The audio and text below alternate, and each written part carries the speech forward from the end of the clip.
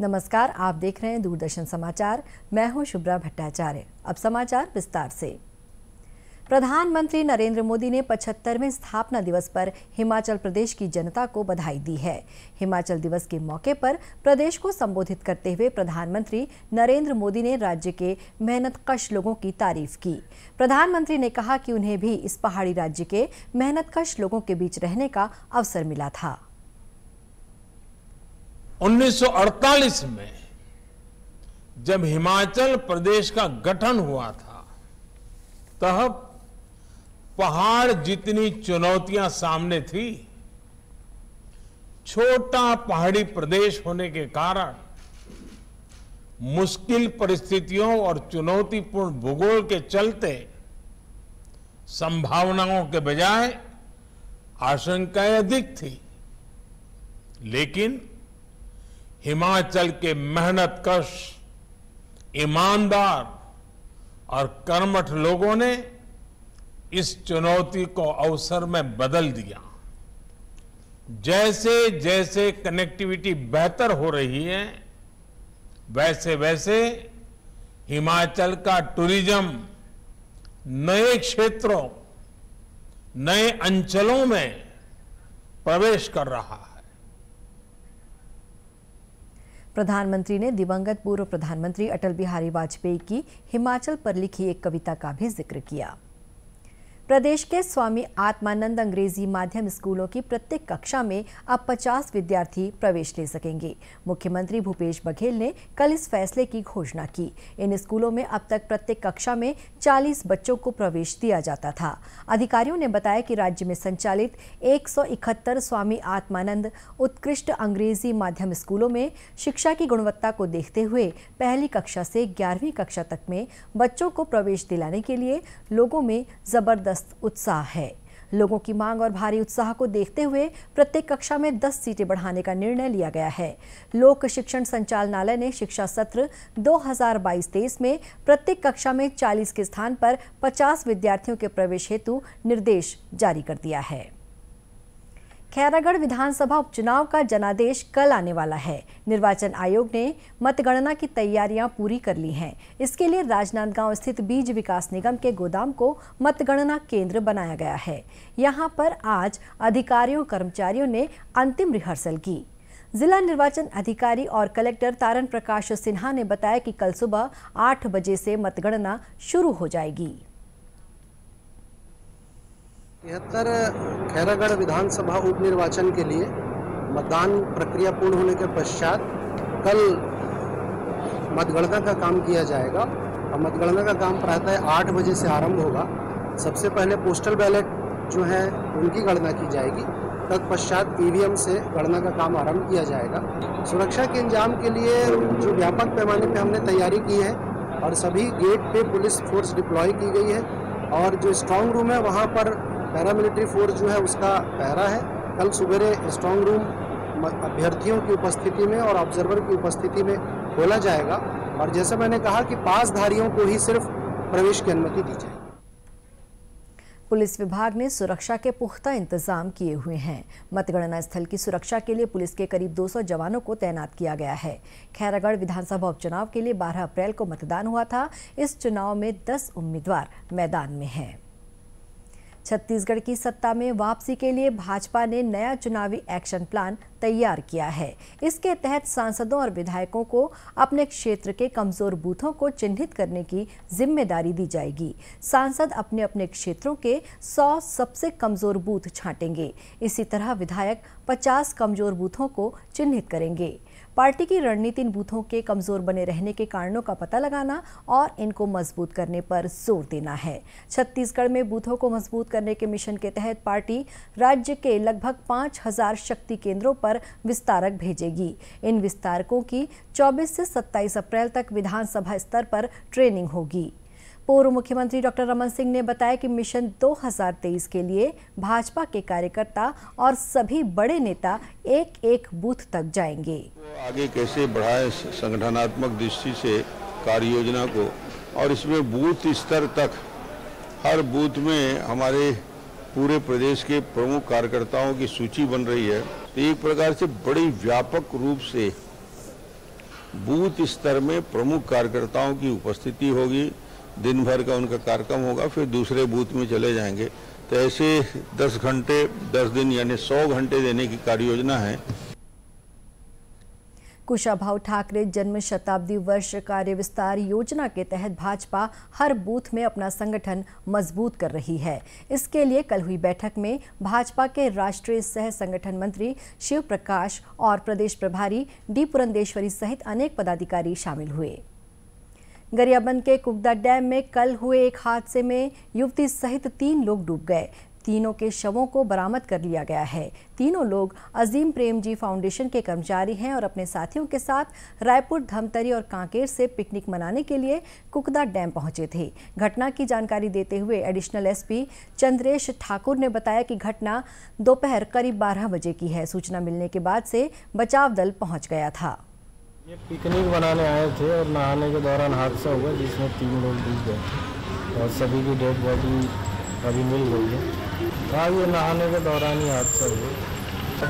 खोजने में थोड़ा सा समय लगा और सब बॉडियाँ रिकवर हो गई। निश्चित ही हमारे जो नगर सेना के जवान हैं और जो लोकल यहाँ के मछुआरे हैं उन्होंने बहुत प्रयास किया, जिसकी वजह से बॉडी हम।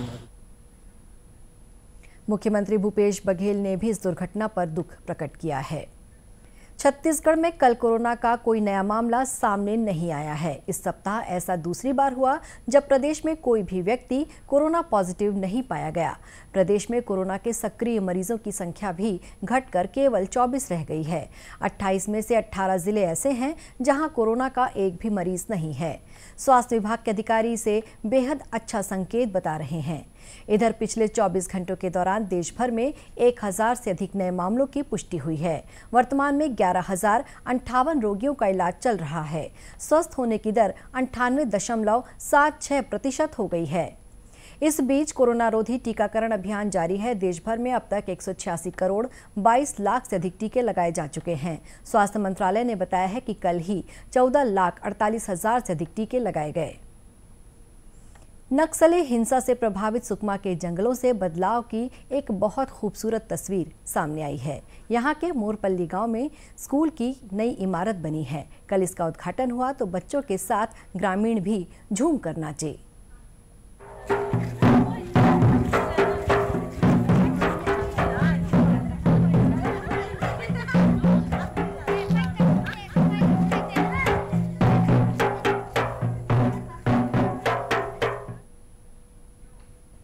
सुकमा जिला मुख्यालय से करीबन 58 किलोमीटर दूर मोरपल्ली गांव है। साल 2005 से 2010 के बीच सलवा जुड़ुम और नक्सलवाद की वजह से गांव वीरान सा हो गया था। गांव में पक्का स्कूल ही नहीं था। धीरे धीरे हालात सुधरने लगे तो गांव में बच्चों की पढ़ाई के लिए झोपड़ी में स्कूल बनाया गया। इस झोपड़ी में भी पढ़ाई आसान नहीं थी। बरसात में पानी टपकने की वजह से बच्चों की छुट्टी करनी पड़ती थी। पिछले दिनों ग्रामीणों ने सुकमा पहुंचकर कलेक्टर से स्कूल भवन की मांग की। अब स्कूल भवन बनने के बाद बच्चों, ग्रामीणों और शिक्षकों ने मिलकर इसका उद्घाटन किया। कलेक्टर विनीत नंदनवार ने फोन से ग्रामीणों को संबोधित किया। आज गुड फ्राइडे है। मान्यता है कि इस दिन ईसा मसीह को सलीब पर चढ़ाया गया था। प्रधानमंत्री नरेंद्र मोदी ने गुड फ्राइडे पर ईसा मसीह के साहस और बलिदान को याद किया है। एक ट्वीट संदेश में उन्होंने कहा कि प्रभु यीशु के सेवा और भाईचारे के आदर्श मानव जाति के पथ प्रदर्शक बने रहेंगे। छत्तीसगढ़ की राज्यपाल अनुसुईया उइके ने कहा कि आज वो दिन है जब ईसा मसीह ने यातनाएं सहते हुए मानवता के लिए अपने प्राण त्याग दिए थे। प्रभु यीशु मसीह ने कहा है कि मनुष्यों का जन्म इस धरती पर अच्छे कामों के लिए हुआ है, इसलिए हम सभी को अच्छे काम करने चाहिए।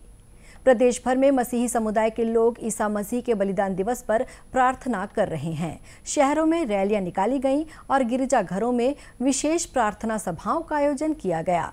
भिलाई स्थित क्रिश्चियन कम्युनिटी चर्च के फादर अर्पण तरुण ने बताया कि इस दिन ईसा मसीह के 7 प्रवचनों को प्रमुखता से कहा सुना जाता है। क्रूस पर से कहे थे, उनको हम मनन करते हैं, उनको सुनते हैं, उन पर अपना ध्यान लगाते हैं और प्रार्थना करते हैं। प्रार्थना के साथ उसकी स्तुति के गीतों को गाते हैं। ये सारी चीज़ें होती है। इसके अलावा बाकी कई लोग घंटे बजाते हैं, कई लोग नहीं बजाते, ये भी कार्य करते हैं और उपवास रहते हैं। आज पूरे दिन 40 दिन से जो उपवास है उसका आज अंतिम। ईसाई मान्यताओं के अनुसार यीशु यानी ईसा मसीह का जन्म फिलिस्तीन के बैतलहम शहर में हुआ था। ये ईसाइयों के लिए सबसे पवित्र जगह मानी जाती है। अब कुछ खबरें जिलों से।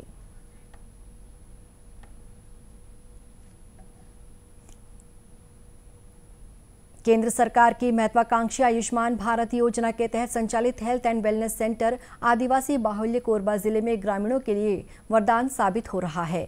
ग्रामीण क्षेत्रों के मरीजों को इन सेंटरों में ही 7 प्रकार के खून की जांच के साथ ही बीपी, शुगर सहित कैंसर की स्क्रीनिंग कर मरीजों का समय पर उपचार किया जा रहा है। कोरबा कलेक्टर रानू साहू ने बताया कि जिले में संचालित 188 हेल्थ एंड वेलनेस सेंटर में पिछले 4 वर्षों में 7 लाख से भी अधिक लोगों का स्क्रीनिंग कर इलाज किया जा चुका है। जांजगीर चांपा के बहिराडी गांव के गोठान परिसर में बिहान की महिला समूहों को मोमबत्ती, अगरबत्ती, साबुन और हर्बल फिनाइल बनाने का प्रशिक्षण दिया गया। इस प्रशिक्षण में जांजगीर चांपा जिले के अलावा कोरबा जिले के समूहों की महिलाएं भी शामिल हुईं। महिलाओं को प्रशिक्षण देने के लिए कोरबा से मास्टर ट्रेनर आए थे, जिनके द्वारा महिलाओं को निर्माण प्रक्रिया की बारीकी से जानकारी दी गई। प्रशिक्षण लेने पहुंची महिलाओं का कहना है कि इस प्रशिक्षण से उनकी आय बढ़ाने में बड़ी मदद मिलेगी।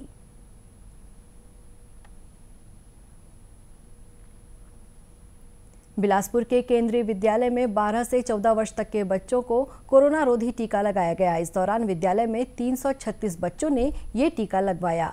सामुदायिक स्वास्थ्य केंद्र बिलासपुर की टीम ने बच्चों को टीका लगाने के साथ कोरोना से बचाव के लिए सावधानी बरतने की सलाह भी दी। केंद्रीय विद्यालय के प्राचार्य धीरेन्द्र कुमार झा ने कहा कि टीकाकरण के बाद इस वैश्विक महामारी से निपटने में हमारी युवा पीढ़ी सक्षम होती जा रही है और जिंदगी धीरे धीरे पटरी पर लौटने लगी है। अंत में मुख्य समाचार एक बार फिर से। स्वामी आत्मानंद अंग्रेजी माध्यम स्कूलों में 40 की जगह 50 सीटों पर होगा प्रवेश, मुख्यमंत्री भूपेश बघेल ने की घोषणा।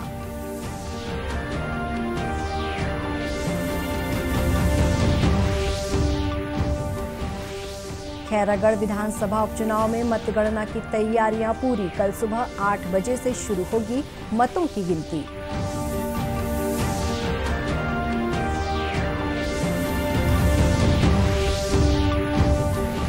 छत्तीसगढ़ में भाजपा का नया एक्शन प्लान, सांसदों और विधायकों को कमजोर बूथ चिन्हित कर काम करने की जिम्मेदारी।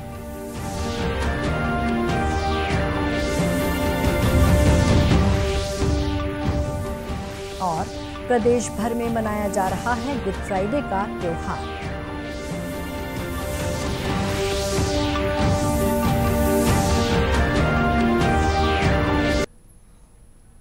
इसी के साथ ये समाचार बुलेटिन समाप्त हुआ। नमस्कार।